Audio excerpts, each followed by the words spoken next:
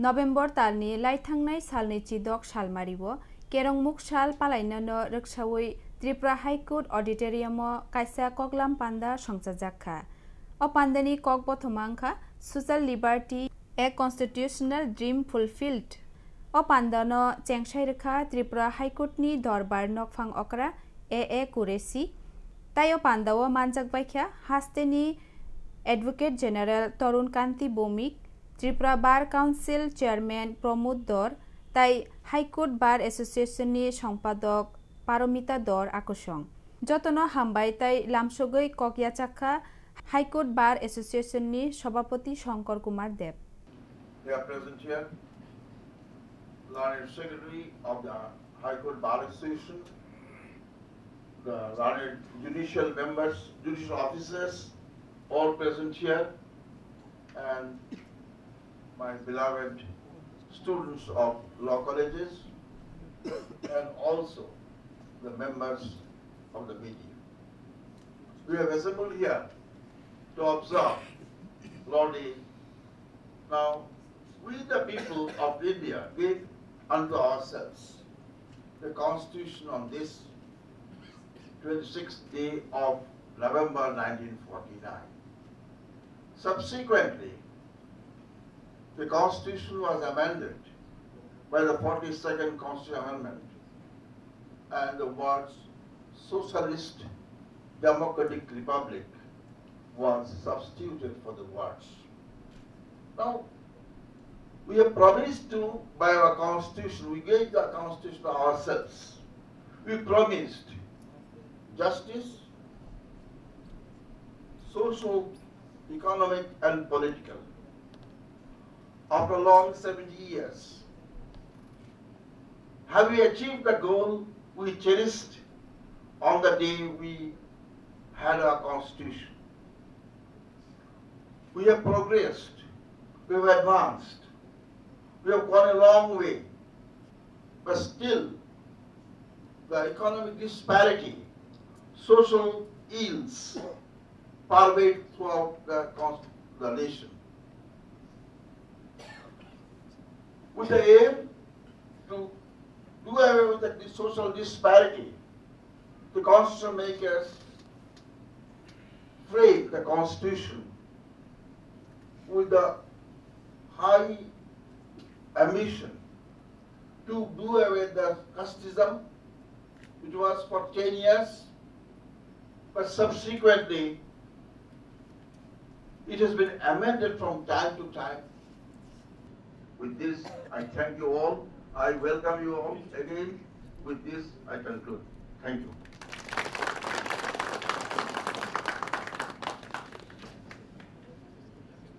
Sri Pradyut Kumar Dhar to say a few words. Every citizen of India has to abide by the Constitution and respect its ideals and institutions, the national flag and national anthem, to cherish and follow the noble ideals which inspired our national struggle for freedom, and to uphold and protect the sovereignty, unity and integrity of India, to defend the country and to render national service when called upon, to promote harmony and the spirit of common brotherhood amongst the people of India, irrespective of religion, caste, language, region, etc., and to value and preserve the rich heritage of our composite culture, to protect and improve the natural environment, including forests, lakes, rivers, wildlife, and to have compassion for living creatures, to develop scientific temper, humanism, and the spirit of inquiry and reforms, to safeguard public property and to prevent violence, to strive towards excellence in all spheres of individuals and collective activity, so that the nation constantly rises to higher level of endeavor and achievements. It is also need of our to assess ourselves individually and to consider that to what extent we perform and we could perform our fundamental duties, and thereafter only we can say that we have right upon the state as a good citizen. because the rights and duties are correlative. Sri Bhagavad Gita and Holy Ramayana enjoin people to perform duties without caring for their rights. These traditional duties have been given constitutional sanction, as I understood. If we perform all those duties in true sense, it would be real homage towards Constitution as well as Constitution makers, Dr. B.R. Ambedkar and others.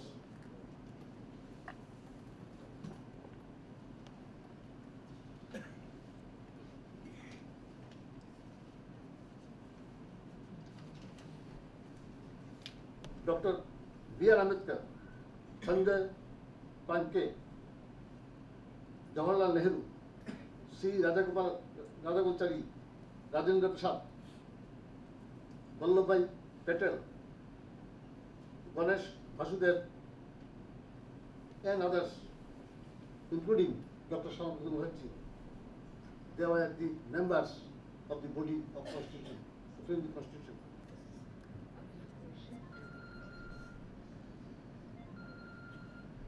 Honorable Justice S. Kalapatra, Honorable Judge of the High Court of Tripura, Honorable Justice Lloyd, Honorable Judge of the High Court of Tripura.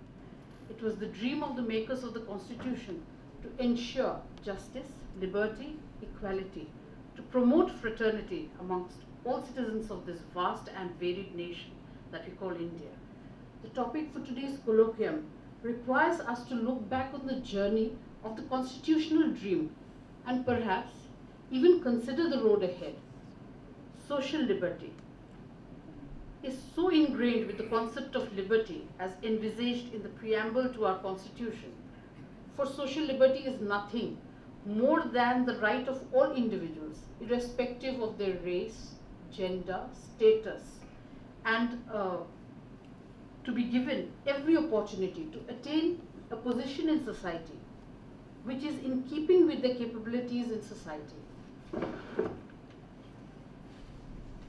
Edmund Burke offered his definition of liberty while writing to a young Frenchman that liberty, as he envisaged, was not unconnected, individual, selfish liberty, but a state of things in which liberty is secured by the equality of restraint, which is indeed but another name for justice, ascertained by wise laws and secured by well-constructed institutions.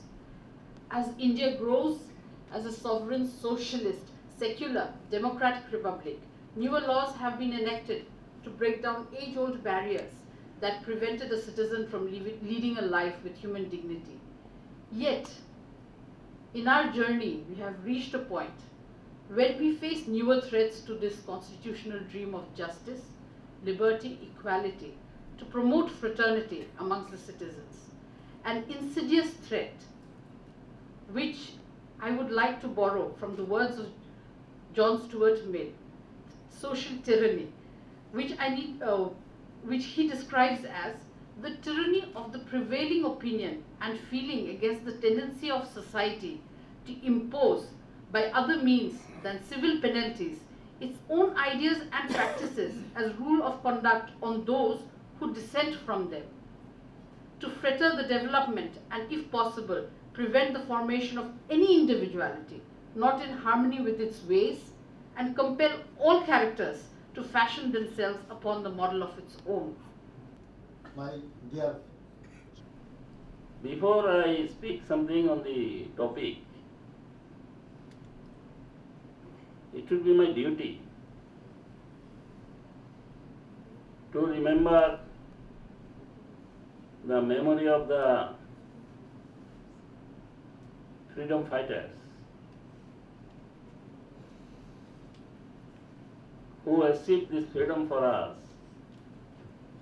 and for whom we have now having a beautiful constitution. We have been able to give a constitution to ourselves only because they had sacrificed their life or sacrificed their youth and did not care for anything but for the country, but for the motherland. to achieve freedom of this country. We must remember them. We must have highest regard for them. We are a free nation, but for them only. You know, we go to the freedom struggle, history of freedom struggle. We have to take lesson from there. I don't think anything, we go for any negative thinking. We must build a nation.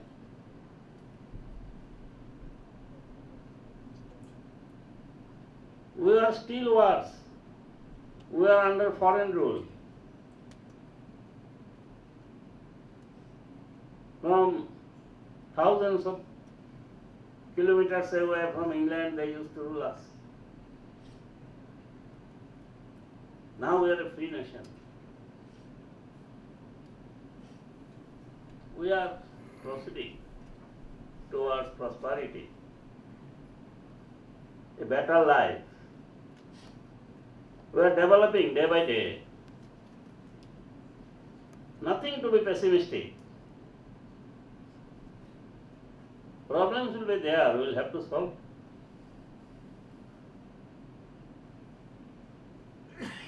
Now, on the topic, a constitution dream, social liberty, a constitution dream fulfilled. There is a question mark. You get the answer from the question itself. It's a dream. If it is a reality, then you cannot say dream. Then it would have been real. So it is a dream, still a dream. This social liberty is still a dream. But how much we have fulfilled, how much we have not been able to fulfill, this is the question before us. The answer is simple, we have not yet achieved the full social liberty. That is true. The constitution was given now how many years? More than 70 years. It has undergone changes and more than 100 of amendments, but the basic structure has not changed. It cannot be changed. This is the crux of the matter. This is the precious thing which we have. This constitution, the basic structure. To pay our homage towards constitutional makers as well as relevant and interesting topic. I have no arguments to make for or against. I will only present to you my thoughts on the Constitution of India and leave it to the listeners to judge for themselves how much ground we have covered, how much remains, and what would be the way forward.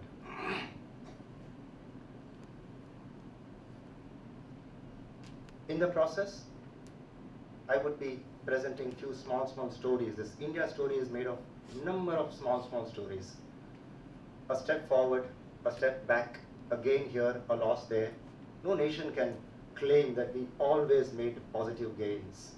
Every society in evolution, every nation has gone through phases of success and failures.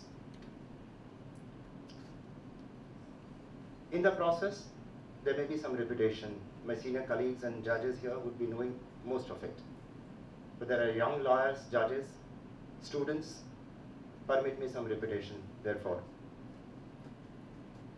Before I present those thoughts to you, I'm reminded of a question a law student had asked me about a month back. When I was in Mumbai, a bunch of law students from Surat came to meet me and asked a number of questions. These young students are very inquisitive and they have so many questions. One of the students asked a brilliant question and still haunting me. She said, "Sir, according to you, should the law reform the society or should the society force the law to reform?"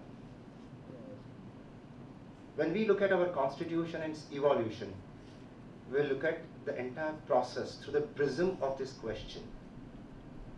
And you will see that there are times where the society forced the laws to change, and there are times where the constitution was ahead of the societal readiness or preparedness. The entire process I would present before you in three parts: the framing of the constitution, the evolution of the constitution as the nation went about applying it, and the working of the constitution. And for all the students of constitution here, particularly the law students, I would recommend reading two books by Austin Grenville. One is a framing of India's constitution, and another is working of the constitution. They are masterpieces. It's a must read for anybody who considers himself to be a serious student of constitution. The first meeting of the Constituent Assembly was held on 9th of December 1946 under ominous circumstances. India was about to achieve freedom, but the first blow to the Constituent Assembly came when Muslim League refused to participate despite best efforts from Congress leaders and all other leaders. The partition of the nation was getting more and more certain again. Under such dark clouds, the Constituent Assembly gathered to set a framework of the nation to govern itself for times to come. Mind well, the Constituent Assembly was not formed by direct franchise, elected through people directly. The members of the Constituent Assembly were indirectly elected by the councils of different states and on caste quota. There was Anglo-Indian quota, there was Christian quota, and there was Muslim quota. Today we might question the very authority of a constituent body which is not elected directly by the people of the country to bind the nation for all times to come. But what was significant in this Constituent Assembly was that most of its members had spent decades of their lives in public service, in freedom fighting, in serving of the people, in serving of the poor, agrarian law reforms, and we had a galaxy of stars of the day to guide the nation through a beautiful constitution which eventually came about. Pandit Jawaharlal Nehru, Dr. Radhakrishnan, Dr. Ambedkar, Dr. Radhakrishnan, Kanhaiyalal Munshi, Sardar Vallabhbhai Patel, Raja Babu, Rajendra Prasad. These were the stalwarts of the day who had spent endless years in public life fighting the colonial rule. After endless debates of more than nearly 3 years, guided by the chief architect of the Constitution, Dr. Ambedkar.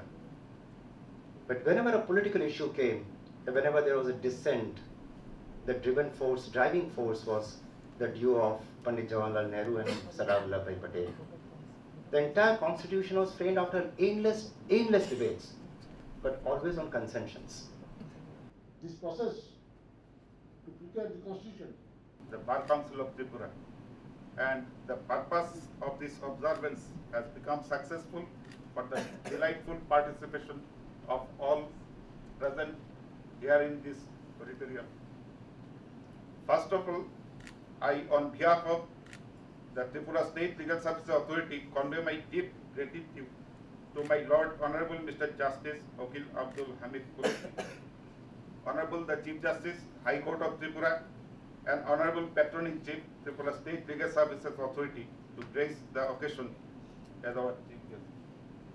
My Lord, allow me to thank you, Lordship, for your Lordship's illuminating presence and invaluable deliberation on this occasion.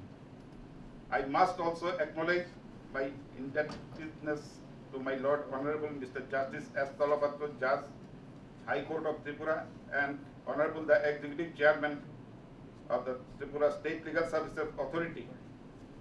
His Lordship constantly reviewed the preparatory arrangements of the program and continuous support to organize the program successfully. My Lord, let me take this opportunity to convey my sincere thanks to you. I must also convey my gratefulness to my Lord Honorable Mr. Justice L.O. Judge, High Court of Tripura, and Honorable Chairman, High Court of Legal Services Committee, who had always been with us, giving valuable suggestions and give guidance from time to time. I also convey my sincere regards and heartiest gratitude and respect to the learned Advocate General, Government of Tripura, for his kind presence between us to grace our occasion in spite of his busy schedule, and also for his valuable speech in this delightful occasion. I also convey my sincere regards and heartiest gratitude to the Chairman, Bar Council of Tripura, for his kind presence in this program. Sir, it is great pleasure for us to have your presence to grace our occasion and also for your valuable speech in this delightful occasion. I must also express my deepest respect and regard to Sri Shankar Kumar Dev, learned senior advocate and the President, Tripura High Court Bar Association, to grace our occasion and also for his valuable welcome address in this auspicious day. I also convey my deepest thanks to the Secretary, Tripura High Court Bar Association, for her nice introductory speech delivered in this delightful occasion. I convey my deepest gratitude and sincere thanks to the LRN Principal Secretary, Lord Government of Tripura Agartala, for his gracious presence amongst us in spite of his busy schedule. I convey my deepest regards and gratitude to the learned Registrar General Honorable High Court of Tripura for his continuous support and guidance in shaping the program successfully. Sir, we are thankful to you for your gracious presence. Also, I would like to convey my deepest thanks and regards to all the learned members, learned senior advocates of High Court Bar Association and Tripura Bar Association for their kind presence in this auspicious program and make our program more delightful in spite of their busy schedule.